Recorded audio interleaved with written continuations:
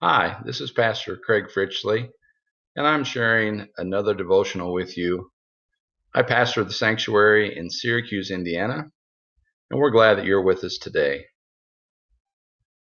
It's March the 20th, and yesterday we talked about the first part of the Lord's Prayer, the pattern that God gave us in Matthew chapter 6 of how that we should pray. Today I want to pick up the second part of that, but I thought we should go ahead and just reread what the Lord told his disciples, amen, to pray, how to pray. He said we need to pray after this manner. Our Father, which art in heaven, hallowed be thy name. Thy kingdom come, thy will be done in earth as it is in heaven. Give us this day our daily bread, and forgive us our debts as we forgive our debtors. And lead us not into temptation, but deliver us from evil. For thine is the kingdom, and the power, and the glory forever. Amen. You say, well, Pastor Fritchley, why are you going back to these basic things when we need some answers? We need some answers about what's going on, what's going to happen. And I just remind us that the answers are found in the basic things that God has given us. The disciples were asking questions. The disciples wanted to know how to pray. The disciples thought that really prayer was only about getting their needs met, and the Lord clarified it with them and said, here's how you should pray. Number one, follow his pattern. Recognize that he's our Father, and he'll take care of us. Number two, that we are to have his name hallowed or honored, because he is above all of us. He is the great God. Number three, we're to pray that his kingdom would come and his will would be done. And then number four, we're to ask for daily bread.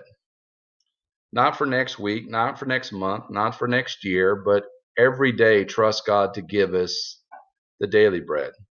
And we talked a little more in detail in the first devotional about that yesterday. Today we want to go on and talk about a subject that's a little harder, and especially crisis times and stressful times bring this issue out, and that's forgiveness. Forgiveness. To receive forgiveness from God, and to be able to forgive others. Jesus said, pray this way, forgive us our debts, that's personal, as we forgive others their debts that they've wronged us. And so it's twofold. Number one, we recognize that God will forgive us, and that anything that we've done, that if we ask him to, that God will forgive us and God will help us. It's hard to forgive ourselves sometimes, but if God has forgiven us, why should not we forgive ourselves? And so Jesus said, you pray this way, forgive our debts as we forgive others. And I know many of you have suffered wrong. All of us have been hurt. All of us have had things done to us that weren't right. And it is difficult to forgive sometimes. But God will help you to be able to forgive if you'll let him. So follow his pattern and allow God to help you to heal and to be able to forgive. And then he said, lead us not into temptation, but deliver us from evil. And I don't want to get led down the wrong pathway during this time. I'm not putting my trust in man. I'm not putting my trust in the government.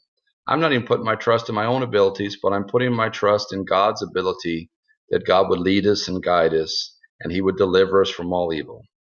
And then Jesus ends up his model prayer by recognizing that we've got to give him all the glory, all the honor, because it belongs to him. His kingdom is upmost. His will is what needs to be done in our lives, and we've got to give him praise. Thank you for spending a few minutes with me again, and pray the Lord's Prayer. Go back to the pattern that God has given you and allow God to put things back in biblical perspective so that you understand and that his will could be done and his kingdom would come in your life and your heart. God bless you. Share this with others. Have a great day.